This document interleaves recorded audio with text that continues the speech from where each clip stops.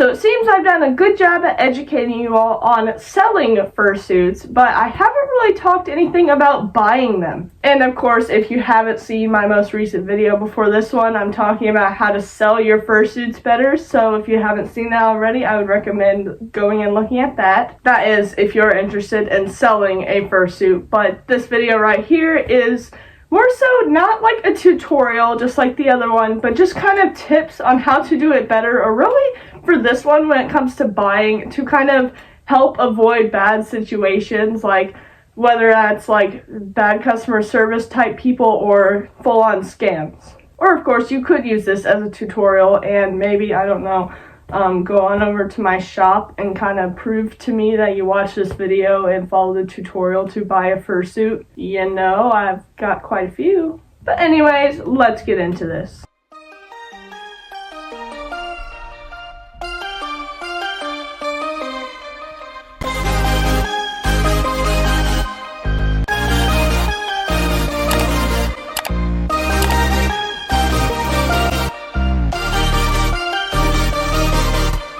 So I kind of want to just start off by saying is that all transactions are going to be different. I mean, nothing is going to be the exact same, which is why this isn't really a tutorial, because, you know, your experience may vary, but this might help you to kind of avoid bad situations like I just said, or maybe like get a better deal. I don't know. So first of all, don't be an idiot. Use your brain a bit. Don't overcharge for something that's not worth it. And I know this sounds a little harsh, but gosh, I see people spending ridiculous amount of money on these things. It's just, oh my gosh. I mean, if you can afford it, then you do you. But I mean, if you can't afford to buy a super expensive fursuit, then like, I don't know, maybe just, you know, don't waste your money. Maybe that's just me though, I'm a huge cheapskate. But anyways, that's just my thoughts on that.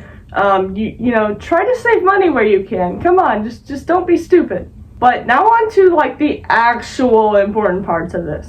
Okay, so my first kind of tip to avoid being scammed is to do some research. And of course, depending on what the fursuit is, this can kind of vary, because if someone is selling, for example, like a super expensive kind of fursuit, like I've seen a lot of lemon breaths on Mercari myself, and assuming they're not scams because they're like, you know, a couple $1,000s, but personally that can be like a little bit more of a sign of a scammer if they have like images that are not theirs or something like that. And that's kind of more obvious. Sometimes, you know, it's easier to see. And of course, most people, if they cost a lot of money, will ask for like proof of ownership, something like that. And of course, that's a little bit different if they made it themselves, which in that case, really, honestly, and something I do anyway, is check out their shop.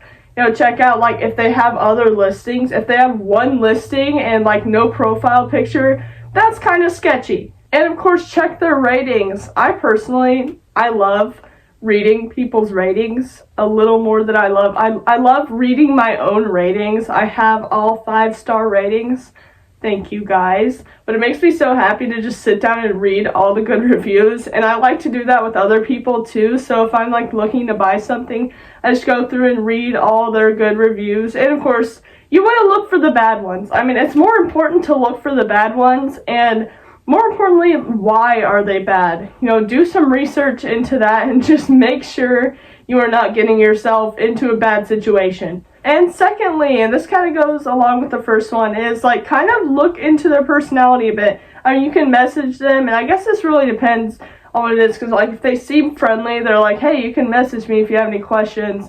Maybe like ask a couple things about the suit, kind of get to know it a little bit. And that sounds really stupid, but you know, it makes sense in my head. Or kind of not really get to know them, because it's kind of a business type thing. You're not friends, but just kind of gain a little bit of trust, because if someone's replying with like one-word sentences or like, I don't know anything about this item, then you know, that's kind of a little sketchy, or more so just unprofessional. And next, I want to talk about something that isn't really brought up much in terms of like fursuit transactions and stuff. And this is something I have personally learned from my concerning amount of online shopping I've been doing. And that is really think about it. Think before you act. And I know that sounds really stupid because, okay, if I buy it and I don't end up using it, I'm just going to have it. But that's going to be both inconvenient for you, and that's going to take away from someone else that could actually use it. And I don't know about you guys, but I'm a bit of a hoarder. I mean, I'm having trouble selling the fursuits that I don't use just because they're cute and I'm comfortable with seeing them, so thinking of them being gone just feels weird. So just don't buy something if you think you might not use it. And I mean, this thinking has saved me from so many. I probably have a pile of stuff up to here.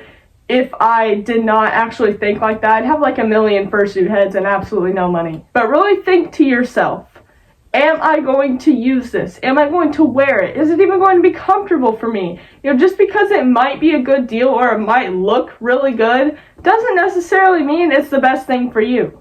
Or if it's a fixer-upper type project thing, think to yourself, am I actually going to work on this? Am I actually going to fix this? Will I have the motivation, or do I think I am capable? I know it sounds really stupid, and I know you probably are not going to do it, but genuinely, just stop and think and, use some logic. It can really save you from some heartbreak in the future, having to sell your suit if you're not using it, or, just losing out on money in general. And if I'm being honest, I think this one's the most useful one to me personally, is that, just think logically, which a lot of people tend to not do nowadays. But that is all I can think of for today's video, guys. As always, my comments are open. I see and like and heart every single comment, so if you have any direct questions for me personally, I'd be happy to answer those if I am able to. And if you have any tips for me personally, I really don't buy fursuits ever because I make them for myself. So, but if you do have any tips for me when it comes to buying stuff in general, feel free to say whatever you like in the comments. I don't think anything is going to cause drama in these comments. So, that being said, just keep your comments respectful regardless. That being said, I will see you all in the next video. I think I'm going to talk about fursuit trades in my next video, whenever that may come out, because we've already talked about buying and selling, so I think trading is something that really needs to be brought up. Make sure you guys like and subscribe so you can see my next video, and do leave a comment and I'll be honest, it helps me out. Okay, I will shut up now. You all have a wonderful and blessed day. Goodbye.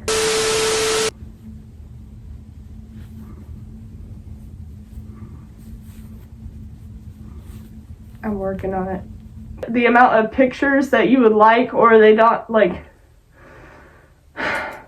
crazy expensive and not worth it. Dude, my throat is dying today. I've made a lot of transactions on Mercari and I give up. Hang on a second, I'm gonna get a water break.